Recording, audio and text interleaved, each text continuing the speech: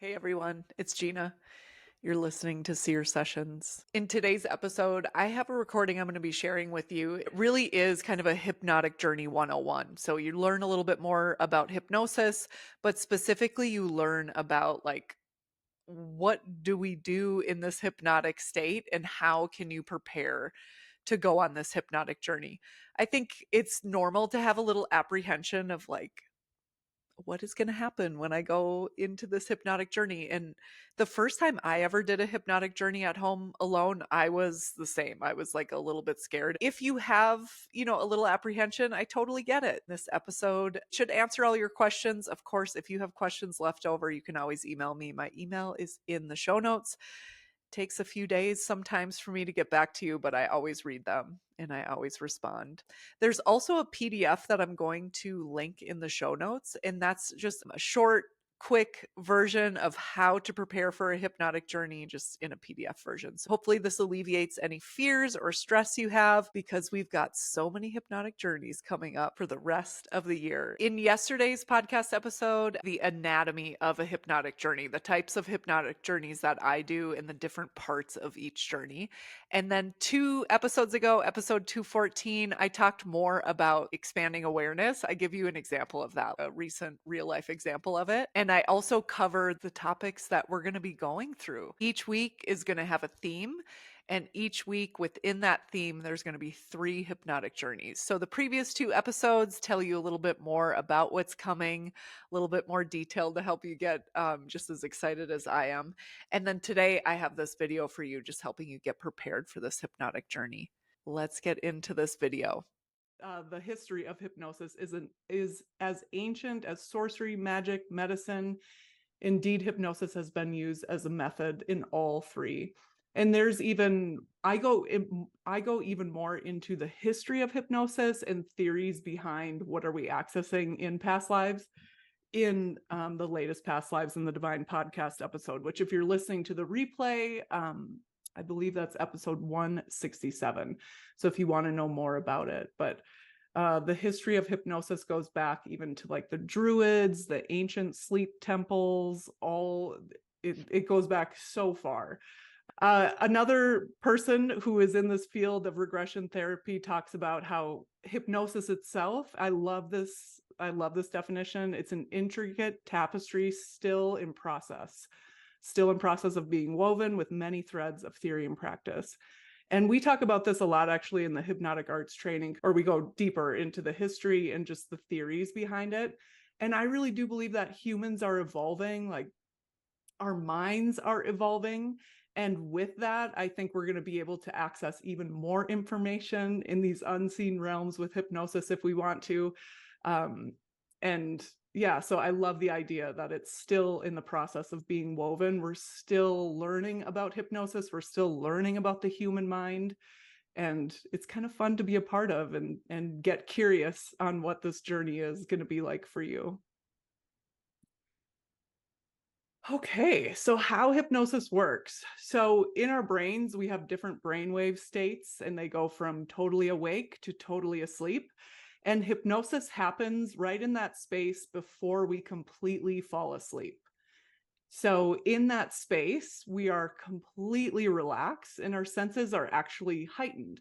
So a common question that people have is, will I remember this? Will I feel out of control? And yes, you will remember. And yes, you will feel in control. When we're in that super, super relaxed state, our minds are so quiet, our emotions are so quiet, and our senses are heightened. And so with that, we can go and access information in our subconscious minds. So our subconscious minds are said to hold the memory of everything that's ever happened to us. And so if you're freaky enough to believe in past lives or other lifetimes or lives on other planets, then that would include those memories as well.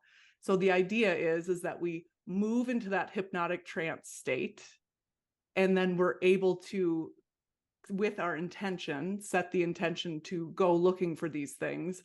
And then when you have someone guiding you along the way, then they can ask those questions that try to probe you to get that information out of your subconscious mind. And of course, hypnosis, we can regress back to this life, we can regress to a different life. So the same is true. The subconscious mind holds all of that information, and we use hypnosis to access that information in the subconscious mind. And we can access information in the subconscious mind will bubble up like in our sleep, in our daydreams. It'll bubble up accidentally as we're talking. So it's not the only way we can access that information, but to me, it's such a clear and direct way, and just a really magical experience as well. So it's that deep state of relaxation. A common question that people will have is, what if I fall asleep during this hypnotic journey? Or I've tried a hypnotic journey and I fall asleep all the time. And because this is such a deep state of relaxation, and kind of the next level of deepness into relaxation is sleep, that if your body needs sleep, it will take sleep. So it's not a bad thing. Sleep is like one of the best things that we can do to enjoy our experience here on Earth. So if you were to fall asleep, that's what's happening if you go in and you're like, wow, I don't remember anything. It's because you fell asleep.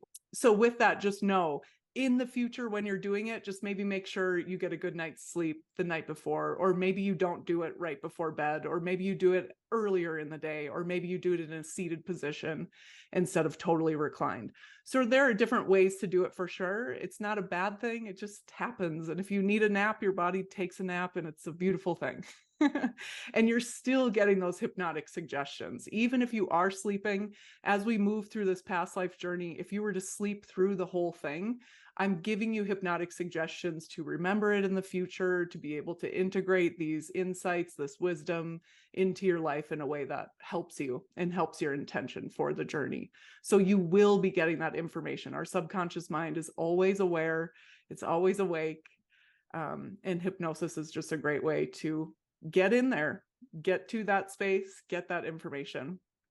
So another question that people often have is, what if I'm afraid of what I see in a past life? Like that is a real fear, right? Like one of the things that we do, if you listen to episode 3 of Past Lives in the Divine, it's Anatomy of a Past Life Regression. And one of the things that we do is we go through a death scene. So in theory, you're having a memory of your soul leaving your body, and that can be frightening on many levels.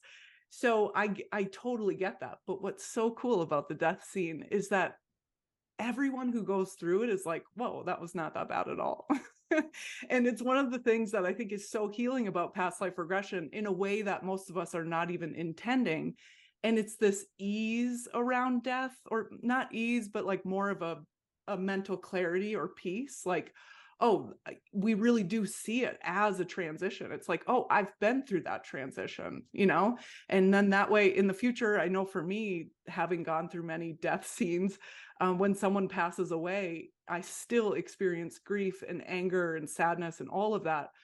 But along with it is this deep sense of peace and knowing that like they are at peace. And really my grief is that like they're not in my life anymore. I'm not terrified for them.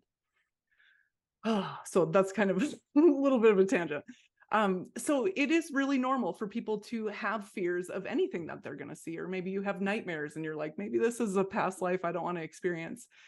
So the subconscious mind, one of its roles is to keep us safe. So most of us have probably heard the example of like, if I put my hand on a hot burner, my hand is off that burner before consciously my mind is like, that's hot, take your hand off. It's our subconscious mind that senses it before our conscious mind, and sets off the cascade of events that happens in a body to pull my hand off of that burner. And the same is true when we're going and experiencing past life memories, or memories in general. So the subconscious mind will block things that we feel like we might not be ready for. It will, even at times, I've had clients who have experiences in a past life regression, and it's almost like their subconscious mind is speaking more in metaphor. Whether it's like, I don't know, I just see a popsicle. I don't know, I'm just seeing this thing. And then it's like, okay, if we can't figure anything out about that, oftentimes that person circles back and they're like, I know exactly what that was. The subconscious mind is really there to keep us safe. And then this is also a good point to hit home when we're actually in that space of hypnotic trance. A lot of times people will have just this doubt, this like, I don't know, what if I don't see anything? And a lot of us aren't super visual. So for me personally, when I'm in that hypnotic trance state, if someone were to ask me a question, are you inside or outside? It's not that I get a clear vision in my mind's eye about like, oh, I'm outside in this beautiful forest. It's more so I get this feeling like, ooh, yeah, I'm outside. Like almost like there's a chill. Not in a bad way, but it's almost more of a feeling. Or the word outside or inside, or are you, what is your gender or what is your age? A number will pop up. Like it's just almost like a knowing or a feeling for me. Sometimes people get a clear picture, and it can be images, sensations, feelings, emotions, knowings. This information can come to us in so many ways.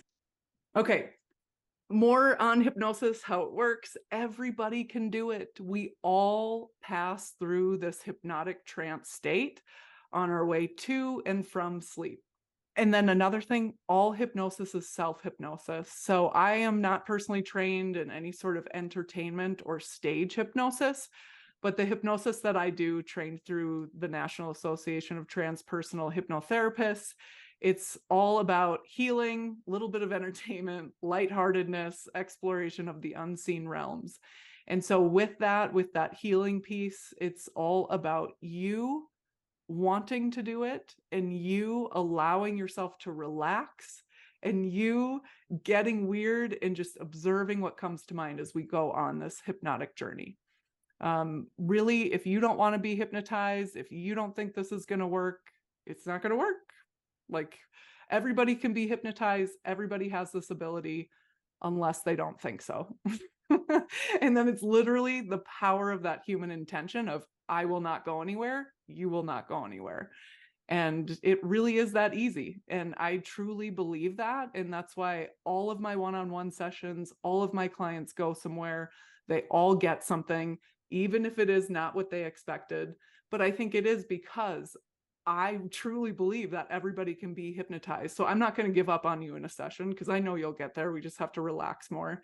And I just want you to know that you can do this. Like literally all you have to do is be relaxed.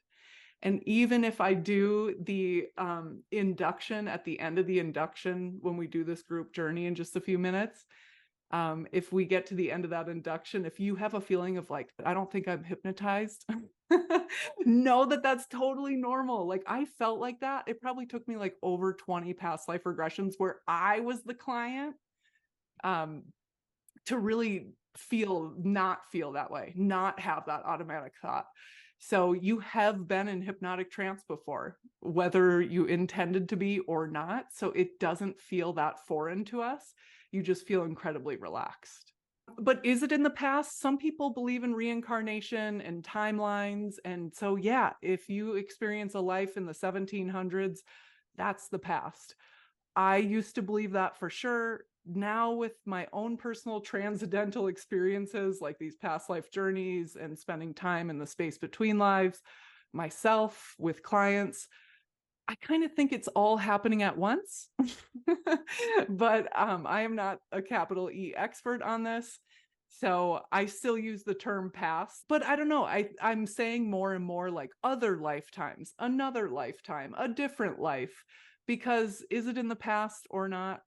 I'm not sure. I do know that we experience time as we do because we are on a planet that rotates around this star in this certain way. And so chances are time is at least different off of this planet. That's as far as I'll go. I feel like this is all speaking for my own personal experience, like in my own journeys and then journeying with clients.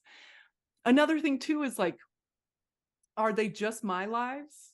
Or is my awareness accessing other lives? Like, am I somehow getting into this collective consciousness and just pulling out other lives that could help me? If I set the intention to experience a life that'll help me feel more like I can trust myself today, more confident, more speaking my truth, all of that stuff, like, does it have to be my life? I don't know, maybe it's someone else's. Maybe that's why a few people experience multiple people have said, I was Cleopatra, I was Marilyn Monroe. I don't know. And then I think the most boring idea for me around accessing past lives using hypnosis is, what if it's all made up? What if we think we're experiencing a past life memory coming from our subconscious mind, but maybe it's like our brain just kind of making up this story that's helping us heal? And while that is both kind of like it would be a little bit of a letdown to me, it would also almost be more impressive if I was able to do that on my own with my own brain and not have some sort of like higher power or deeper, part of my brain holding all these soul experiences. So it's it's up in the air. I don't know. Like, my thoughts on this have changed over the past 5 to 10 years, and they will continue to change. And I think that that's important to bring up, because a lot of times when we're in these unseen realms navigating around, what blocks people in these unseen realms is this idea of like, I have to get it right. I can't ever change my mind. This has to be right.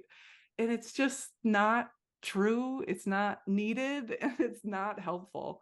So to go into it just like with an open mind, and who knows, let me know if you have, these experiences and you start to feel like, no, it is in the past, or whatever. And I've actually had past life regressions where I think I was in the future. So who knows? I think it's just fun to play around in. I'm someone who's super comfortable, filing a lot of things under almost like magic. Like, I don't have to know how the lights work in order for me to enjoy it. So it's fun as these experiences unfold, and I just have more and more experiences in these unseen realms, just to be able to see how my own beliefs and my own understandings of what it is that we're accessing here, and how it is that we're accessing it, just kind of grows and evolves with my experience. Okay, so there is so much we can do with hypnosis. So I'm just going to bring this in here because I'm not going to spend a lot of time on this, but you can read this slide, all the different things that we can do in that space of hypnotic trance, from the habit cessation, supporting mental health, stress relief, that sort of thing, which a lot of us know of, to all the way down to like even these woo-woo spiritual kind of entity removal even.